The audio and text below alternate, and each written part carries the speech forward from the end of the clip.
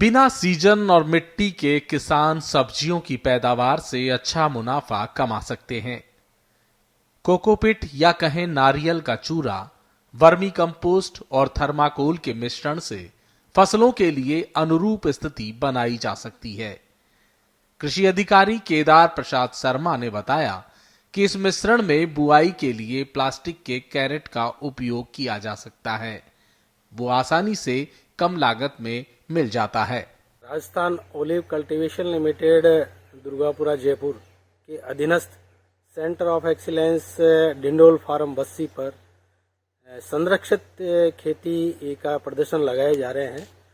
यहाँ पर सेंटर पर कुल 14 संरक्षित हाउस बने हुए हैं, जो कि अलग अलग तरह के हैं। कुछ शेड नेट बने हुए हैं, कुछ पोली रूफ नेट हाउस है। इस तरह से 14 पोली हाउस में अलग अलग फसलें लगाई जाकर के प्रदर्शित किया जाता है।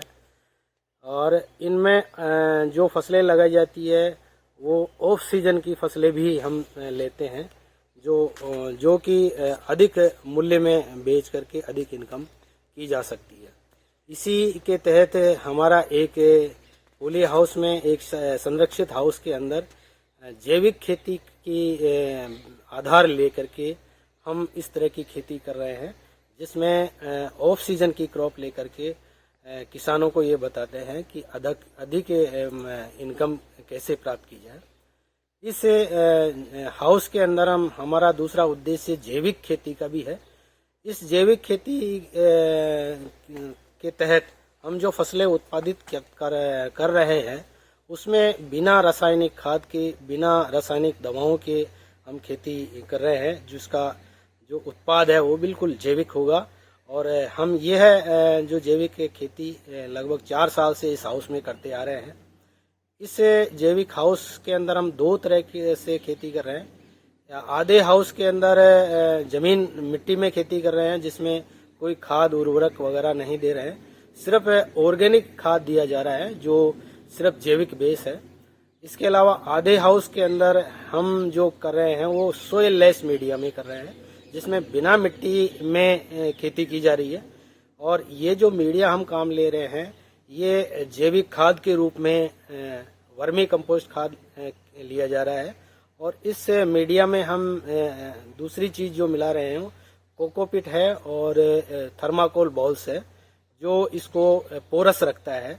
और ये जो मीडिया है हम एक प्लास्टिक की जो क्रेट आप देख रहे हैं इसमें हम डाल करके खेती कर रहे हैं। इसके अंदर आप देख सकते हैं बिल्कुल पोरस जमीन है और इसके जमीन नहीं है। और इसमें खाद जो वर्मी कंपोस्ट और कोकोपीट, इसके साथ ये सफ़ेद दाने हैं, ये थर्माकोल बॉल्स है। इससे क्या है कि ये कॉम्पैक्ट नहीं होता है और ये पोरस रहती है, जड़ों का विकास सही होता है। कोकोपीट और वर्मी कंपोस्ट का 1:5 में मिश्रण किया जाता है। इस मिश्रण को सघन होने से रोकने के लिए थर्माकोल का उपयोग किया जाता है, जिससे जड़ों का सही से विकास होता है। कोकोपीट में लंबे समय नमी बनी रहती है और पोषक तत्व के रूप में वर्मी कंपोस्ट एक बेहतर विकल्प है। इस हाउस के अंदर हम अलग अलग क्रॉप लगा रहे हैं। इस समय आप देख रहे हैं कि ये चेरी टमाटर और कुछ लीफी वेजिटेबल्स है, ये लगी हुई है। और ये एक्जोटिक लीफी वेजिटेबल्स है और इससे किसान आसानी से उत्पादित करके अधिक इनकम प्राप्त कर सकता है। इस हाउस के अंदर हम जो प्लास्टिक क्रेट्स में हम खेती ले रहे हैं, ये एक लाइन में चेरी टमाटर है, बीच की लाइन में हम लीफी पत्तीदार सब्जियां ले रहे हैं, फिर चेरी टमाटर है। इस तरह से एक छोड़ करके एक अल्टरनेट हम फसल ले रहे हैं। और इस फसल को हम ऑफ सीजन में भी बेच करके जब बाजार भाव अधिक रहता है उस समय अधिक इनकम करने का हमारा उद्देश्य है। ये किसान को हम बताते हैं, प्रदर्शित करते हैं, ताकि उनकी इनकम बढ़े। इसके साथ ही इस जो सोयलेस मीडिया में खेती करने का दूसरा उद्देश्य है कि जहाँ जमीन में जड़गांठ रोग अधिक होता है वहाँ पे आप इस तरह से खेती कर सकते हैं, ताकि जड़गांठ रोग का जहाँ प्रकोप है वो इस प्लास्टिक क्रेट में बिना मिट्टी में आप खेती करेंगे तो उसमें जड़गांठ रोग बिल्कुल नहीं आएगा।